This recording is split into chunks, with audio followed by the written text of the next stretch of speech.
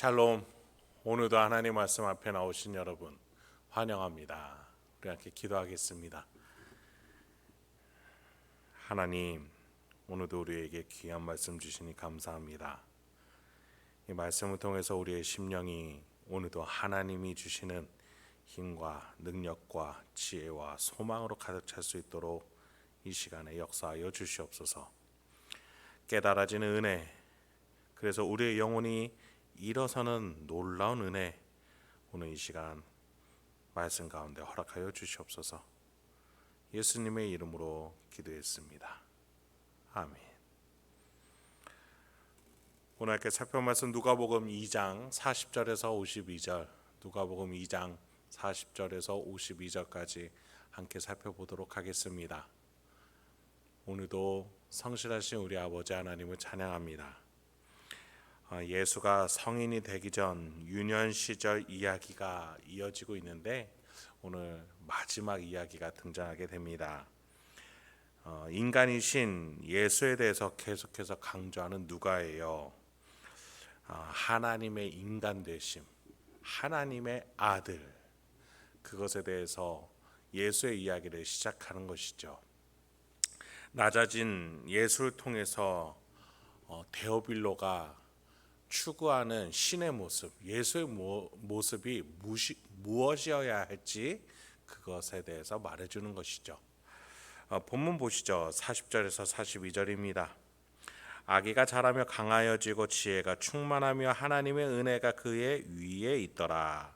그의 부모가 해마다 6월절이 되면 예루살렘으로 가더니 예수께서 12살 되었을 때에 그들이 이 절기의 관례를 따라 올라갔다가 아기 예수가 시간이 지남에 따라 키가 자라고 몸무게도 자랍니다. 그리고 외적인 것뿐만 아니라 내적인 것, 지혜가 충만했다. 이렇게 말해줘요. 여러분, 어린이 할 때 어린은 어리숙하다라는 말로부터 나온 단어예요. 예수는 어리숙한 인간, 이 어린이의 한계로 들어오셨던 겁니다. 육신도 어리숙했고 지혜도 어리숙했던 시절을 보내고자 인간이 되셨던 거예요.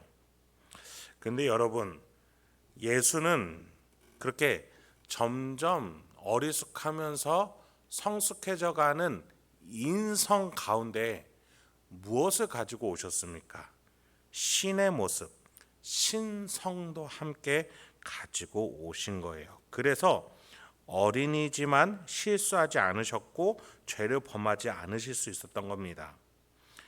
그 신성은 태아 때로부터, 즉 인간으로서 이 땅에 오시면서부터 계속해서 함께 계셨어요. 이 예수가 12살 때에도 여전히 인간의 한계 안으로 더 깊숙이 들어옵니다. 12살 때 율법을 지키기 위해 예루살렘으로 올라오게 되죠. 여러분, 예수는 이렇게 우리가 사는 이 땅에 오셔서 인류의 방향을 제시한 것입니다. 이렇게 살아야 된다, 이쪽 방향이다 라고 말이죠. 여러분, 인간이 아기 때로부터 어떻게 자라고 성장하여 하나님의 뜻대로 율법을 지키며 온전한 삶을 살 수 있는지 예수를 통해 알 수 있는 겁니다. 여러분, 본래 이 역할을 누가 했었어야 되는 겁니까? 첫 아담, 첫 인간, 그 아담이 했었어야 되는데 실패하고 말았었죠. 그것을 이제 예수가 감당하고 있는 겁니다. 하나님을 떠남으로써 더 이상 성장하지 못하고 실수하고 패배할 수밖에 없었던 아담이었죠. 몸은 점점 더 죽어가는 존재가 되었고 내면에는 죄에게 정복당해서 욕심과 시기, 질투로 이 마음이 악해지기까지 했습니다. 아담의 장남 가인이 친동생 아벨을 시기심으로 살인하지 않았습니까? 아담은 하나님을 떠남으로써 몸과 마음 모두가 성장이 아니라 타락해버리는 결과를 가지고 왔죠. 인류의 모델이 되어줄 수 있는 자가 이제 아무도 없었던 것이 인류의 그간의 역사였습니다.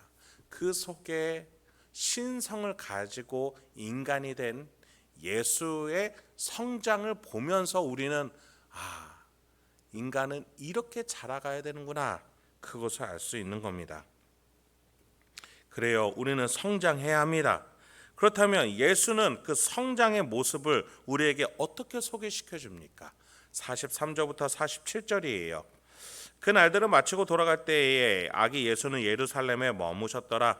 그 부모는 이를 알지 못하고 동행 중에 있는 줄로 생각하고 하루길을 간 후 친족과 아는 자 중에서 찾되 만나지 못함에 찾으면서 예루살렘에 돌아갔더니 사흘 후에 성전에서 만난즉 그가 선생들 중에 앉으사 그들에게 듣기도 하시며 묻기도 하시니 듣는 자가 다 그 지혜와 대답에 놀랍게 여기더라. 유월절 절기가 마치고 예수와 부모는 예루살렘에서 정결 예식을 그 율법 예식을 다 마치고 고향으로 돌아가게 됩니다. 그런데 예수가 중도에 사라진 것을 알게 된 것이죠. 보니까 성전에 있었던 겁니다. 성경 학자들과 진리에 대해서 묻고 답하고 있었던 광경을 보게 됐습니다. 여러분, 이것이 우리가 자라가야 되는 방향에 대해서 예수가 보여주는 겁니다.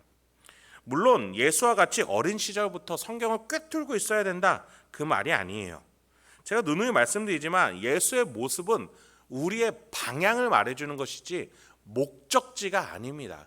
예수처럼 되는 것이 아니라 예수와 같이 같은 방향으로 나아가는 것입니다. 예수는 자라가면서 성전에서 진리를 논해요. 하나님께로 나아가고 있었던 것이죠.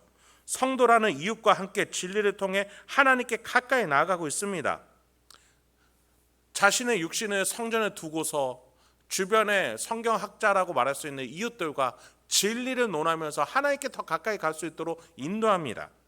네, 인간이 몸과 지혜가 자라가는 목적은 하나님께 가까이 가기 위함입니다. 48절부터 50절 보시죠. 그의 부모가 보고 놀라며 그의 어머니는 이르되 아이야 어찌하여 우리에게 이렇게 하였느냐. 보라 네 아버지와 내가 근심하여 너를 찾았노라. 예수께서 이르시되 어찌하여 나를 찾으셨나이까. 내가 내 아버지 집에 있어야 될 줄을 알지 못하셨나이까 하시니 그 부모가 그가 하신 말씀을 깨닫지 못하더라. 예수가 마리아와 요셉에게 내 아버지 집에 있어야 될 줄 모르셨습니까? 질타처럼 보이는 질문을 던져요. 여러분, 예수의 인성뿐만 아니라 신성이 나타나는 부분이라고 말할 수 있는 본문이에요. 어미에게 진리를, 영적인 원리를 가르쳐주고 있는 것이죠. 여러분, 예수에게 본래 아버지가 없죠. 요셉이 있긴 하지만 친아버지라고 말할 수가 없습니다. 그의 씨로부터 태어난 게 아니기 때문이에요. 그렇기 때문에 예수는 지금 하나님이 나의 친아버지고 성전이 나의 본가다라고 얘기를 하고 있는 것이죠. 마리아에게 예수는 잠시 청지기로 맡겨졌을 뿐인 것이에요. 요셉과 마리아의 자녀가 아닌 것이죠. 그래서 예수는 46절에 보니 선생들 중에 앉았다, 상석에 앉았다라는 의미예요. 무슨 말이에요? 예수의 본가는 성전이고 친아버지는 하나님이셔요. 그래서 하나님의 아들이 본가에서 그 장자가 상석에 앉아서 성경 학자들에게 주인의 뜻을, 하나님의 뜻을 전해주고 있는 것이에요. 이것이 마치 성경학자들과 예수가 토론을 하면서 예수의 지혜가 돋보여서 사람들이 우와 놀라는 그런 모습으로 우리가 상상할 수 있어요. 여러분, 제가 누누이 말씀드렸지만 여타 다른 종교들의 교주들이 어릴 때에 영특함을 돋보이죠. 여러분, 이 본문은 그렇게 해석해서는 안 됩니다. 하나님이 주인된 성전, 하나님의 집에서 하나님의 친아들 예수가 상석에 앉아 손님들에게 하나님의 뜻이 무엇인지를 알려주고 있는 것이죠. 그 나이가 12살이라 할지라도 하나님의 뜻을 온전히 아는 아들이 하나님의 뜻을 전하는 것은 불가능한 일이 아닌 것이죠. 여러분, 예수는 본향 집, 자신의 본가에 앉아 있었던 겁니다. 그래요, 마리아와 요셉은 예수를 자신의 집으로 데려가려고 했지만 그러지 못한 이유는 그 집은 잠시 거쳐가는 집이기 때문이에요. 예수를 잠시 맡은 청지기이지 그들은 친부모가 아니라는 것이죠. 그런데 이때 당시만 해도 마리아와 요셉은 그가 하신 말씀을 깨닫지 못하더라. 그게 어떤 영적인 원리인지를 이해하지는 못하고 있었던 상황이라는 거예요. 여러분, 그런데요, 예수님이요 그렇다고 해서 성전에만 머무신 것이 아니었어요. 51절에 보면은 그 부모님의 손을 잡고 다시 집으로 돌아갑니다. 예수께서 함께 내려가사 나사렛에 이르러 순종하여 받으시더라. 그 어머니는 그 모든 말을 마음에 두니라.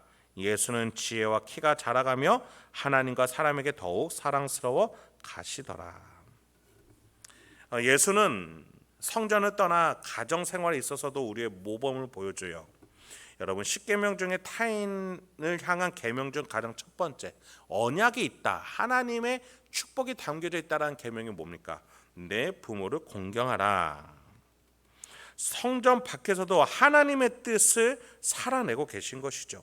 성전 앞에서 성경 학자들에게뿐만 아니라 실생활에서도 부모를 공경하며 순종하며 하나님의 뜻을 살아내고 있어요. 인류로서, 인간으로서 어떻게 살아야 되는지를 보여주고 계세요. 그렇게 신으로서 하나님은 예수라는 아이 안으로 오셔서 그를 키워내고 계신 거예요. 성자 하나님이 예수라는 육신 안으로 들어오셔서 이 육신으로 하여금 인류가 어떻게 살아야 되는지 보여주고 계신 거죠. 그런데 여러분, 여기서 오해하시면 안 됩니다. 마치 성자 하나님과 예수라는 인격이 같이 공존함으로써 이중인격처럼 느껴지실 수도 있는 본문입니다. 그러나 여러분, 우리가 계속 살펴본 바와 같이 성자 하나님이 온전한 인간이 되기로 하셨어요. 여러분, 온전한 인간이라면, 성숙한 인간이라면 인격이 나눠질 수가 없죠. 하나여야 해요. 네, 성자 하나님이 예수가 되기로 하나님의 영광과 위치를 버리고 인간이 되신 거예요. 하나의 인격에 신의 힘과 인간의 제한된 힘을 다 같이 공유하고 그걸 살아내고 계시는 거예요. 그게 우리가 믿는 신인 것이죠. 그렇게 성자 하나님은 예수가 되셔서 우리에게 어떻게 살아야 되는지, 성전으로 나아가 성도와 함께 진리를 탐구하면서 부모를 공경하며 자라가는 모습을 보여주면서 인간으로서 어떻게 살아야 되는지를 보여주고 계세요. 그런데 그의 안에 신의 모습도 함께 있어서 실수가 없으시고 오류가 없이 우리에게 온전한 모습으로서 보여주고 계십니다. 여러분, 이 예수의 모습을 통해서 우리가 자녀를 어떻게 키워야 되며 부모를 어떻게 공경해야 되는지, 그래서 나의 일상을 어떻게 살아야 되는지 우리가 다시 돌아볼 수 있는 저와 여러분 되길 소망합니다. 오늘도 말씀을 통해서 깨달아지는 바가 계십니까? 이 말씀을 내가 살아내기로 결단할 수 있고 또 그렇게 묵상하며 나아가시는 저와 여러분 되길 소망합니다. 함께 기도하겠습니다. 하나님, 오늘도 우리에게 귀한 말씀 주시니 감사드립니다. 이 말씀을 통해서 오늘도 내가 어떠한 삶의 태도와 방향으로 판단과 결정으로 살아가야 되는지 하나하나 깨달아지게 도와주시옵소서. 예수님의 이름으로 기도했습니다. 아멘.